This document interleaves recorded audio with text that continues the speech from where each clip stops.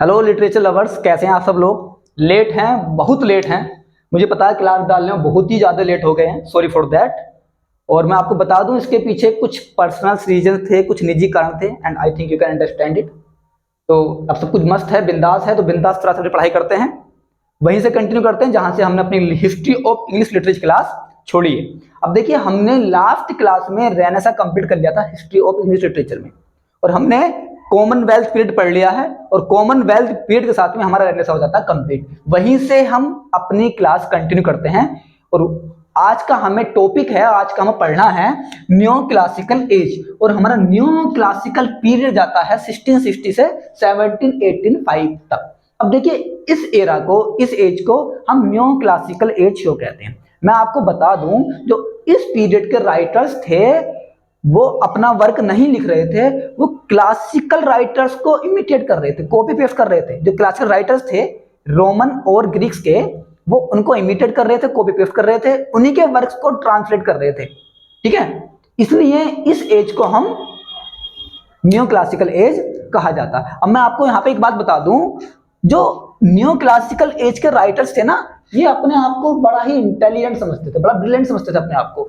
ये अपने आप को जो क्लासिकल राइटर्स थे ना, रोमन और ग्रीक्स के, उनके इक्विवेलेंट समझते थे। इनका मानना था कि जो एंशिएंट रोम था, उस टाइम पे किंग हुए थे, किंग ऑगस्टस, और उस टाइम पे जो ग्रीक्स और रोमन राइटर्स थे उनके इक्विवेलेंट है हमारे वर्क, हमारी पोएट्री उनकी इक्विवेलेंट है। बट ऐसा कुछ नहीं था, ये सिर्फ नकली थे उनका जैसा, क्योंकि ये उनको सही से पढ़ भी नहीं पाए थे। जो क्लासिकल राइटर्स थे रोम और ग्रीक्स के, उनको सही से पढ़ भी नहीं पाए थे, उनके रूल्स को सही से फॉलो भी नहीं कर पा रहे थे, बस सिर्फ और सिर्फ उनको नकल कर रहे थे, और अपने आप को मानते थे कि हम भी क्लासिकल राइटर्स के इक्विवेलेंट हैं। इसीलिए इस एज को हम न्यू क्लासिकल एज कहते हैं। इस एज को हम दूसरा स्यूडो क्लासिकल एज भी कहते हैं।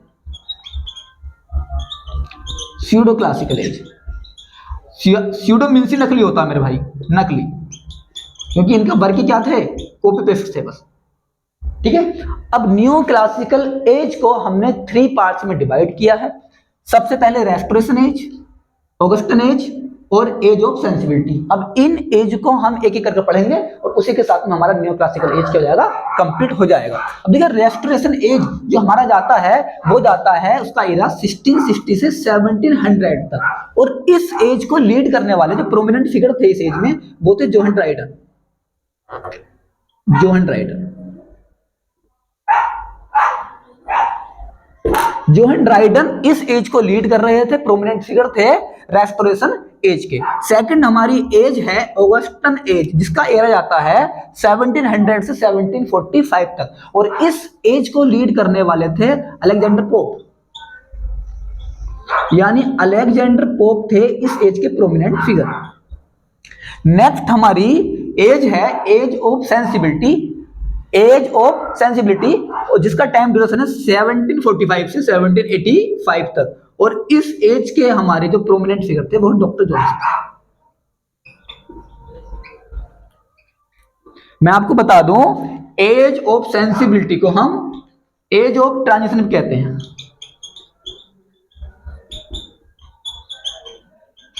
ट्रांजिशन, ठीक है साहब। अब देखिए, इस एज में जो पोएट्री थी वो बिल्कुल बंजर हो गई थी। हाँ, वो अलग बात है, जो क्रिटिसिज्म था उसको बढ़ावा मिला था, और प्रोज को काफी बढ़ावा मिला था, बट पोएट्री तो बिल्कुल ही बंजर हो गई थी इस एज में। अब इस एज में क्या ना, हीरोइक कपलेट का बहुत ज्यादा यूज किया गया, बहुत भर भर के यूज किया गया हीरो कपलेट का इस यूज। क्रिटिसिज्म को बढ़ावा मिला है, प्रोज वर्क को बढ़ावा मिला इस एज में, बट मैं बता दूं यहाँ पर पोएट्री बंजर हो गई थी बिल्कुल। अब हम नेक्स्ट क्लास में रेस्टोरेशन एज पढ़ेंगे, बिल्कुल शुरू से सारे इंपोर्टेंट फिगर पढ़ेंगे, सारे इंपोर्टेंट राइटर्स पढ़ेंगे, और सारे इंपोर्टेंट वर्क्स पढ़ेंगे, एक एक करके सबको पढ़ेंगे। उसके साथ में न्यू क्लासिकल हमारा एज कंप्लीट हो जाएगा। यहाँ पे हमारी क्लास, यहाँ पे हम इसे बाइंड अप करते हैं। नेक्स्ट क्लास में मिलते हैं आपको।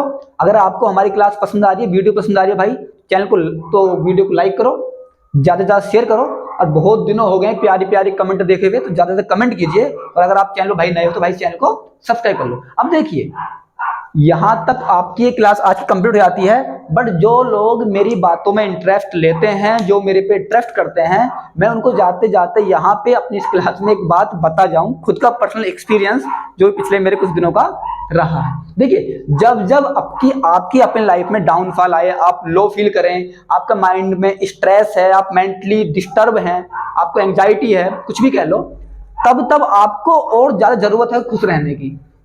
हालांकि सभी कहते हैं इस बात को, बट मेरा खुद का एक्सपीरियंस मैं ही बता दूं आपको। रिश्ता बन गया आपसे तो क्यों ना मैं आपको अपनी फीलिंग पर्सन शेयर कर दूं।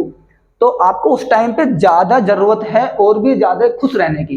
अब वो खुशी आपको कहाँ से मिलती है, यह आपका खुद की पर्सनल चॉइस है। आप ज्यादा गेम खेलो, ज्यादा दोस्तों के साथ बैठिए, अपने फैमिली में टाइम स्पेंड कीजिए, पर ध्यान रहे, हालांकि मैं लेक्चर झाड़ रहा हूँ, इतना आसान नहीं है कि भाई हमारा सैड मोमेंट चल रहा है वहां पे हम खुशी जाहिर कैसे करेंगे, हम खुश कैसे रहेंगे, मस्त कैसे रहेंगे। बट हाँ, आप रह सकते हैं, इम्पॉसिबल नहीं है, मुश्किल तो है बट इम्पॉसिबल नहीं है।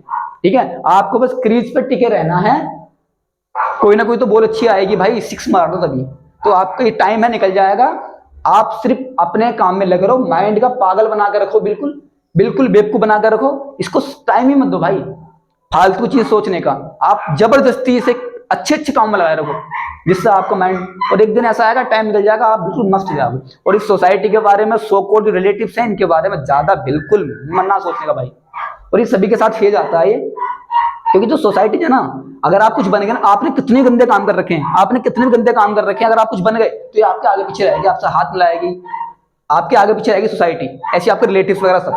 ठीक है, सब आपके आगे पीछे रहेंगे अगर आप कुछ बन गए, भले ही आपने कितने गंदा काम किया हो, कुछ भी किया हो।